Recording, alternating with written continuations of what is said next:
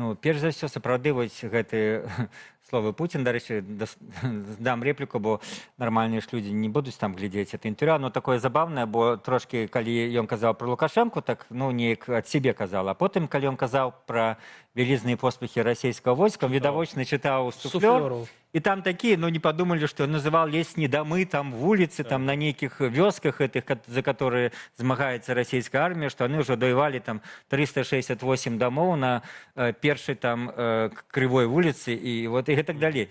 І так это выглядала ўсё незграбна, вось. Але што тычыцца, вернемся да нашых баранаў, як кажуць французы, што тычыцца вось гэтых перамоваў, то ну сапраўды гэтыя словы Пуціна кажуць пра тое, што пра тую версію, што Лукашенко, магчыма, сапраўды прывёз яму нейкі ну ці план, ці прапанову ад украінцаў. Сам жа ён прызнаў, што ў яго вот тут побач са мной сидзелі украінцы, это ён там расійскаму паслу сказаў, і потым ну Павел Латушка назвал это прозвішча, это кіраўнік знешняй там разведкі Міністэрства абароны Украіны, які прыязджаў у Менск, і напэўна ён прывёз нейкія прапановы, можа быць, хаця бы не па поўнаму там некаму замірэнню, а па нейкіх умоўна, скажем, прыняцця ў правілах вайны. І можам сказаць, што Пуцін на гэта ўжо ў нядзелю, выступаючы там на з'ездзе «Адзінай Расіі», адрэагаваў на это, калі сказаў, што вось нам прапаноўваюць спыніць гэтыя удары далёкасяжныя па тылах,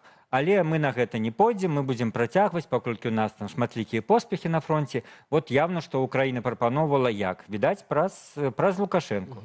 І таму Пуцін загаварыў, што вот Лукашенко заўсёды гатовы прадставіць пляцоўку. Таксама это сведчыць пра тое, што хоць ён тут нам сім, Лукашенко, клянецца, што ён не любіць быць пасярэднікам, што ён не любіць гэтае само слова, але ж відавочна ён зноў пра это гаварыў Пуціну, што ён-то гатовы, для яго это той самы паліталагічны трус, калі выцягнуць, калі будуць перамовы ў Беларусі, калі ён зноў будзе падаваць там каву там, ці ваду, ці што-небудзь яшчэ, і калі ён будзе сидзець паміж імі, калі ён будзе ва ўсіх СМІ, і галоўнае, што суб'ектнасць і статус падвысіцца. Ну, але я не ведаю, наколькі на сёння можа это прыняць Украіна. Всё жыццё в наших эфірах я казаў, што для Кіева гэта непрымальна. Хто ведае, можа так павернуць сітуацыя, што это раптам стане прымальным. Ну, на сёння, відавочна, это выглядае дастаткова фантастычным.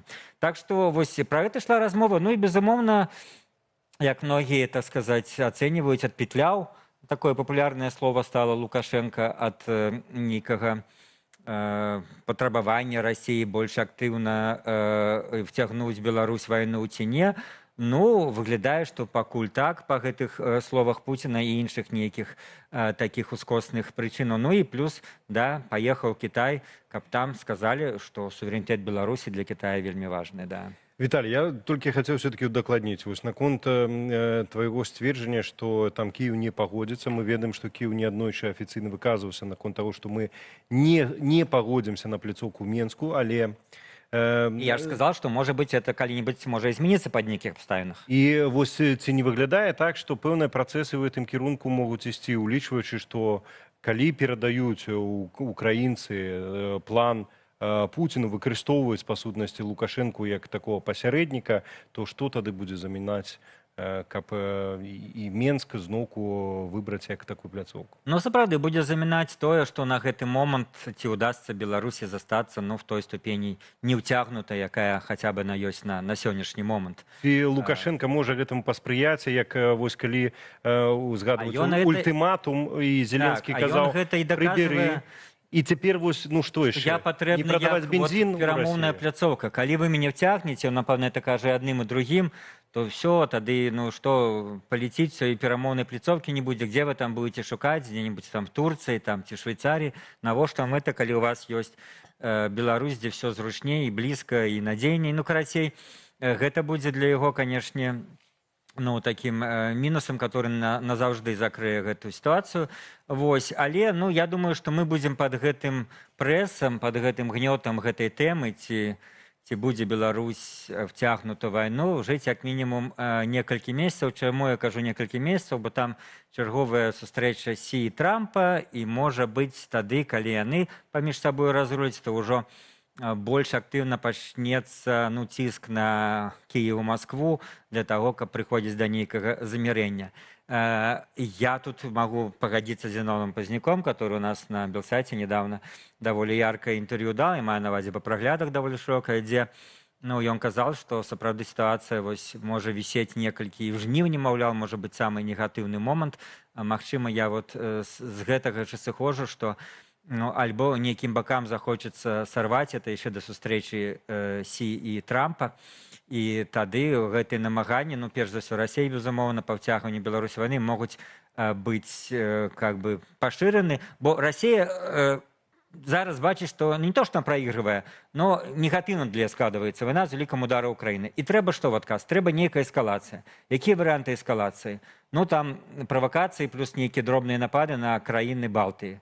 Другое, может быть, нават удары по нейкіх умоўных па Жэшаву, па польскіх, румынскіх гарадах, дзе ёсць доставки і ну, лагістика для пастаўлення украінцам узбраення. Маўляў, раз вы б'ёце по наших расійскіх там, то мы можем бить по ваших заходніх, адкуль ідзе узбраення. Ну, третье, нават слых говорить не хочется, это фактично ядерный удар.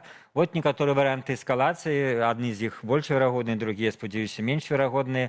Але ну, не абавязкова, што Пуцін прыме, што трэба ісці на эскалацыю. Можа, ён все як заўсёды будзе так палавінка на палавінку, але, можа быць, его пераканаюць, што калі мы не пойдзем на эскалацыю, не напалохаемся іх, мы прайграем вайну. І ён пойдзе на эскалацыю. І варыянт включить Беларусь — это один з тых 3-4 варыянтаў радыкальнай эскалацыі. Зрэшты, вось калі кажуць пра эскалацыю, то сам Лукашенко пакуль так не выказваецца рэзка на адрес кіраўніцтва Украіны. Тым не менш, ужо мы чулі ад розных чыноўнікаў лукашэнкаўскіх гэтае слова, і вось апошняе на паседжанні Рады бяспекі ААН пастаянны прадстаўнік Беларусі УАН Валентин Рыбакоў казаў пра тое, што недапушчальныя ніякія такія рэзкія выказванні на адрес, бо мы можам там, маўляў, адказаць. Аднак пацвердзіў, што Беларусь і Украіна вядуць канфідэнцыйныя вось такія перамовы. Гэта значыць, што яны і раней веліся яшчэ да гэтага ультыматуму, ці яны вось пачаліся пасля вось беспасярэдняга? Ну, я думаю, розны ўзроўні. Безумоўна, яны веліся на ўзроўні там памежных і спецслужбаў. Это памятаеце, калісьці хтосьці выдаў там, што польскі блок вядзе з беларускім на ўзроўні спецслужбаў нейкія перамовы. Там давно, некалькі месяцаў назад. І все пачалі, ой, этого не можа быць. Я яшчэ нашым эфіры сказала, это все нормально, это натуральна, гэта ёсць, это адбываецца. І тут літаральна тое ж самае было ўжо цяпер на больш высокім польскім узроўні пацвердзілі, што ясна, што ведуцца, ну ёсць нейкія рэчы, якія трэба абмяркоўваць, і без этого просто можа пагоршыцца сітуацыя. Што тычыцца тут, то так, в гэтым выступленні УАН я б нават недавно Валер Кавалевскі в Фейсбуку такі даволі глыбокі аналіз даў, і ён звярнуў увагу, то, што вот нам, можа быць, варта падкрэсліць тое, што беларускі бок пры ўсіх там абвінавачаннях, ён не сказаў, што это Украіна, ну, скажем, устроила гэты інцыдэнт з аўтобусам вось напрямую. І таксама, вот як ты правильно прадставаў, сказаў, што лепш перамовы. Ну, это ж вот сённяшняя мантра Лукашенко, нават што пры расійскім пасле сказал: вы нас не ўцягвайце, Борис Грызлов, как его, Владимирович, ну, он так да его звярнуўся. Я ведаю, што вы типа спрабуеце, но не трэба нас цягваць. І потым за некалькі там хвілін, некалькі разоў трэба дамаўляцца, паўтарыў просто, ну, гэта для яго зараз сапраўды адзіная магчымасць. Трэба дамаўляцца, і ён разумее, что вступление Беларуси в любой ситуации вот, в полноценные боевые действия, как мы называем войну, это политическая смерть, так ці иначе.